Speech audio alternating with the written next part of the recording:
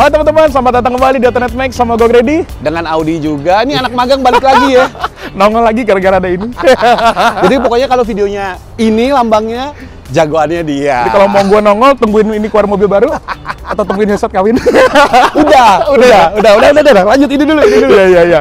Jadi kemarin itu kita udah bahas ya si Mitsubishi X-Force ini dari segi desain, fitur, dan lain-lain. Kalian bisa lihat di sebelah sana videonya. Dan video kali ini kita bakal tes gimana rasa nyetirnya. Betul. Kita dapat kesempatan di area test drive-nya Gias 2023 kali ini. Nggak terlalu gede, tapi moga-moga bisa nangkep lah ya impresinya seperti apa. Worth kagaknya ini mobil ke depannya, nyetirnya kayak gimana. Dan kita akan cobain sound system Yamaha-nya. Nah, enak apa sih itu? Pasti orang pada penasaran ya. Bener-bener. Yuk, langsung aja yuk. Langsung aja yuk.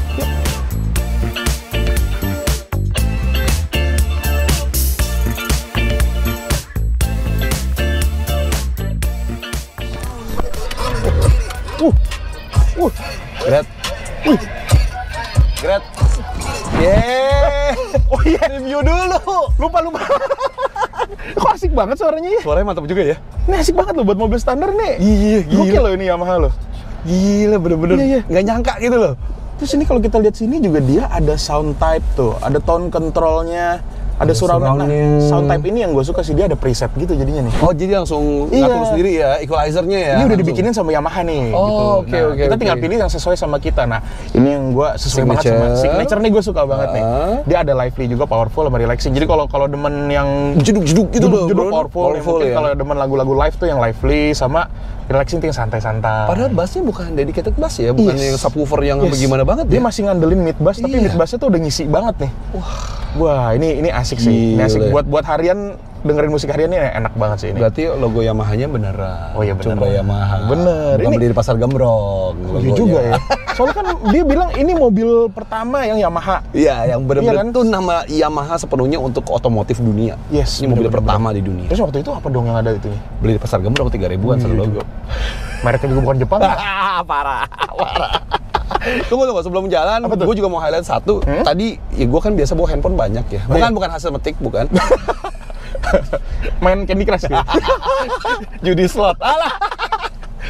Jadi gue bisa naruh handphone di slot yang samping sini, di bawah sini, depan sini juga ada tempat penyimpanan juga. Banyak banget storage-nya. Dan di bawah kursi ini masih ada satu kayak tray lagi, maksimum 2 kg. Jadi lo bisa taruh kayak semacam tas lo di bawah sini biar rapi. Oh iya, biar nggak kelihatan juga kalau ditinggal gitu ya. Jadinya. Oke. Jadi bener-bener kepake banget kalau buat pemakaian sehari-hari. Iya, buat daily enak. Apalagi di sini juga ada chiller kan dia nih.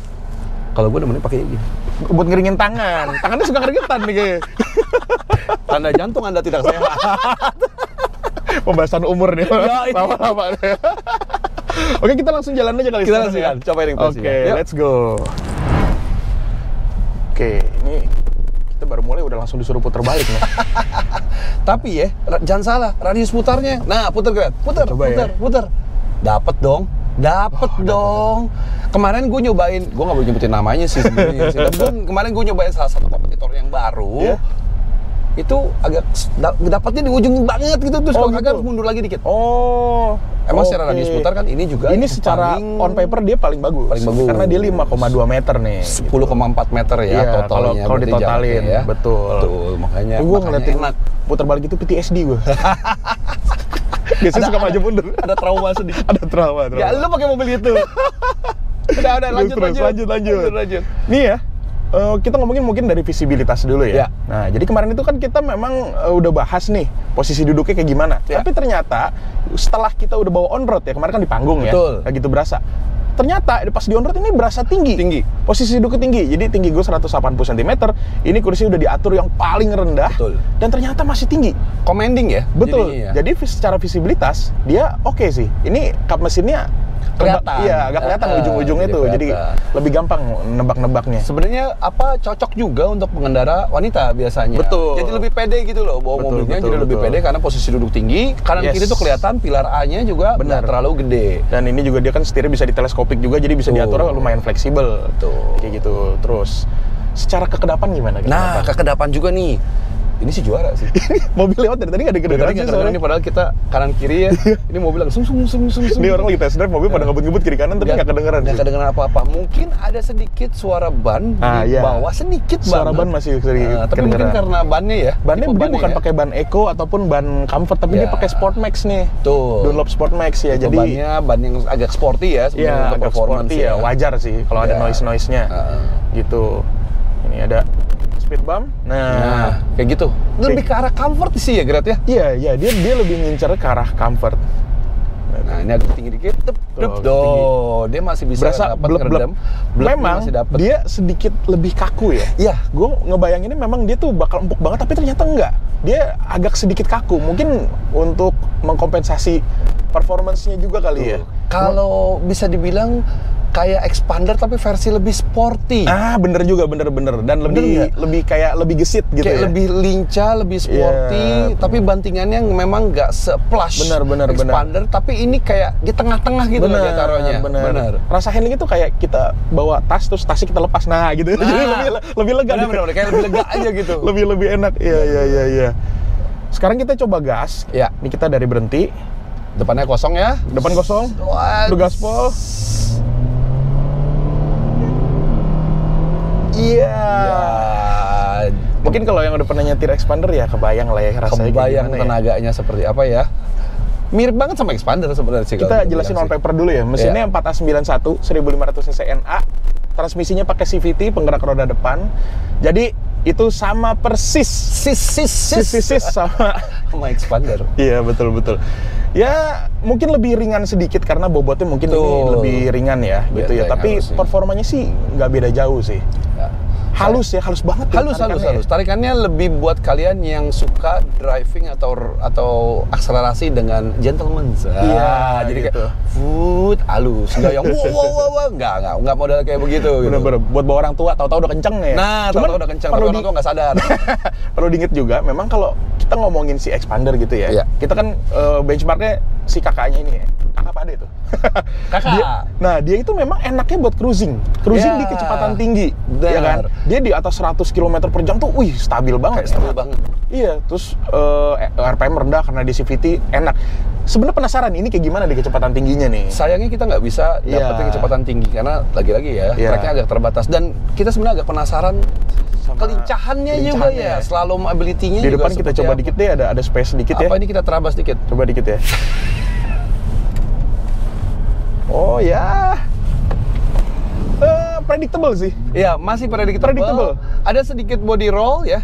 Kerasa di belakangnya sedikit tadi, body roll, tapi karena kompensasi dari suspensinya yang dia taruh di tengah-tengah nggak kaku-kaku banget, tapi juga nggak empuk-empuk banget. Bener. Tapi semuanya masih bisa ditakar dan oke lah buat pemakaian sehari-hari. Dia setirnya memang dibikin kurang linear supaya kalau misalkan orang yang kadang, soalnya ada orang yang tangannya tuh nggak bisa diem sebenarnya. Benar. Kayak dia gini-gini diri ya. Iya, jadi mobilnya kan kalau yang terlalu sensitif tuh ya, yang buat harian ya, dia jadi kayak depannya gonek-gonek gitu. Mungkin orangnya nggak sadar, tapi penumpang enak gitu kan.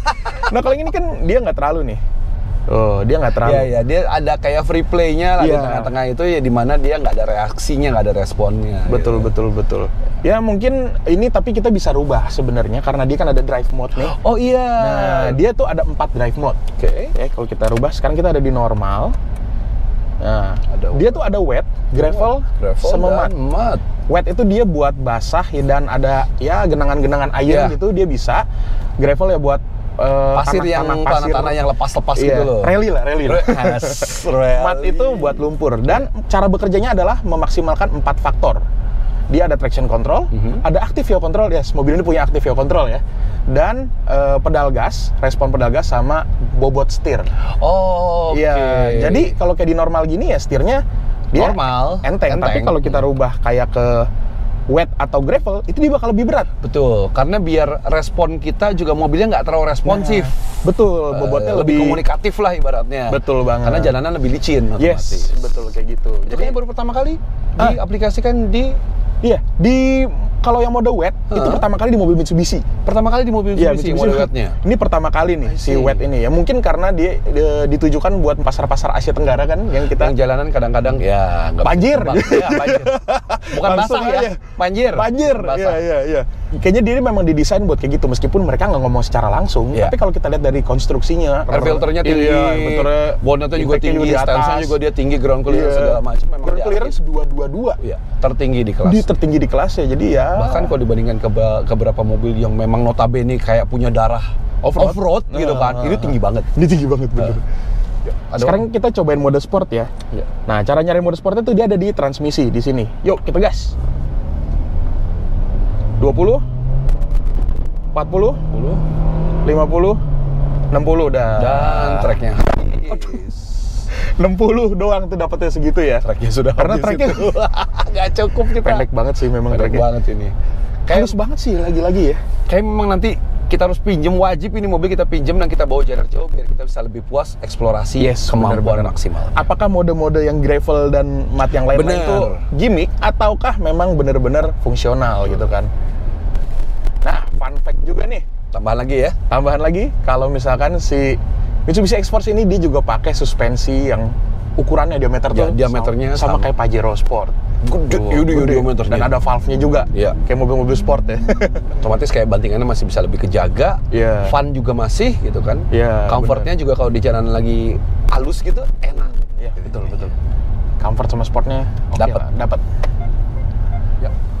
Nah, sekarang gantian gue yang duduk di baris keduanya. Jalan, Grel. Kita jalan ya. Rasanya seperti apa yang kita cari tahu.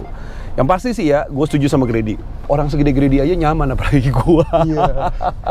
Bener. Gue 174, legroom, headroom, sama lebarnya. Lega banget ya. Udah kayak mobil C-segmen ya, kayak mobil SUV satu level di atasnya. Ini gede banget tuh, ini lebar banget sumpah. Kaki hampir bisa ngelonjor sih ke depan. Gue tadi duduk di depan, gue nggak terlalu notice karena konsol tengahnya kan dia sporty tuh agak lebar kan. Begitu duduk di belakang, gue appreciate banget. Ini mobil wide banget, bener-bener wide banget. Dan beda banget ya rasanya ya. Di depan tuh dia kursinya lebih ngebucket, lebih ngemegang gitu. Lebih meluk. Tapi kalau di belakang ini comfort banget, soft banget. Jadi kayak dia sih pakai sopir juga enak. Iya, buat disetirin. Jangan lupa ya, nanti ambil belanjaan nyonya. Oh, siap pak. Comfortnya juga oke. Armrest nggak ngeplek, ibaratnya kan. Karena armrestnya berfungsi sebagai dudukan juga. Pas posisinya, tangan bisa nyaman seperti ini. Ini juga masih bisa nyaman seperti ini. Ruang kaki lebih dari cukup. Ini posisi Grady loh. Ini posisi nyetir Grady yang notabene lu bukan di atas rata-rata orang Indonesia lagi sih. Kaki gue panjang ya? Iya, kaki lu udah panjang banget sih. Tapi ini gue masih bisa dapat kayak berapa nih, 8 cm ya, segini ya kurang lebih itu. Clearance, kepala juga enak banget dan ini masih bisa diatur pengaturannya senyaman kalian. Dia ada 8 step. Dan suspensi surprisingly di belakang ini malah kerasa lebih meredam ya. Oh gitu di belakang ya? itu ya. Kayaknya dia ada gunanya. Dia bikin dengan setup suspensi di tengah-tengah seperti ini, begitu kalian isi load penuh gitu ya.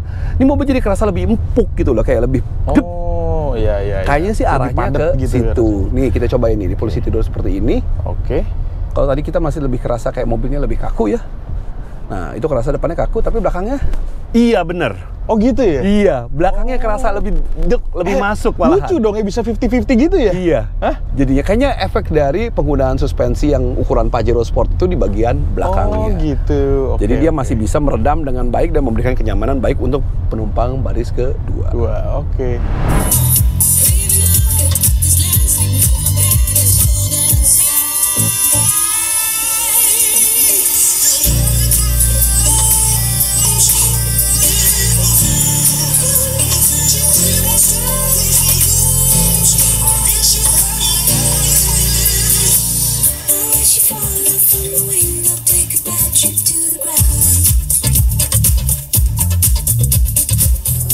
Guys, kalau kalian penasaran pengen dengerin sound system Yamaha di Mitsubishi X-Force, kalian bisa datang ke booth-nya Mitsubishi di Gias 2023. Dan di sini udah ada Mitsubishi X-Force yang sudah bekerja sama dengan Lyodra. Jadi kalian di dalam sini bisa dengerin lagunya Lyodra yang Sang Dewi. Dan rasakan sensasi nikmatnya kayak gimana.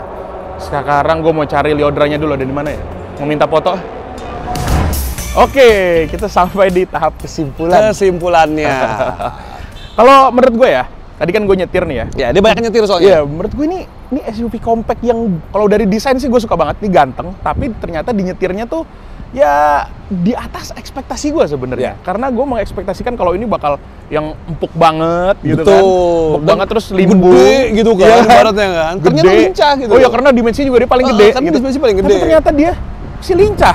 Dipakai juga effortless. Ya. Gampang. Jadi mungkin nggak masalah buat dipakai buat wanita, biasanya kan nggak pengen yang repot-repot ya. Tuh, ini harusnya nggak masalah. Visibility bagus, posisi duduk juga enak, segala macamnya. Sama yang gue tertarik banget sih sebenarnya sound system Yamaha-nya sih. Betul. Ya itu kalau orang yang pengen sound system bagus ya tanpa mesti bolak-balik nyeting audio, ini udah oke banget sih. Udah cocok banget. Nah, gimana kalau buat yang duduk di belakang? Nah, justru malah gua akan merekomendasikan mobil ini untuk kalian duduk di belakang.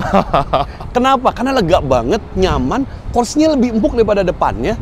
Posisi duduk juga kalian bisa fleksibel ngatur, ruangnya luas banget, dan ditambahan lagi tadi nyalain audio Yamaha-nya, setel lagu yang mellow dikit, bisa disetting tuh. Kita enak, nah stagingnya kan bisa disetting gitu. Stagingnya mau single seat, mau front, mau rear, mau belakang. Jadi kayak nonton kayak dengerin konser sambil di jalan.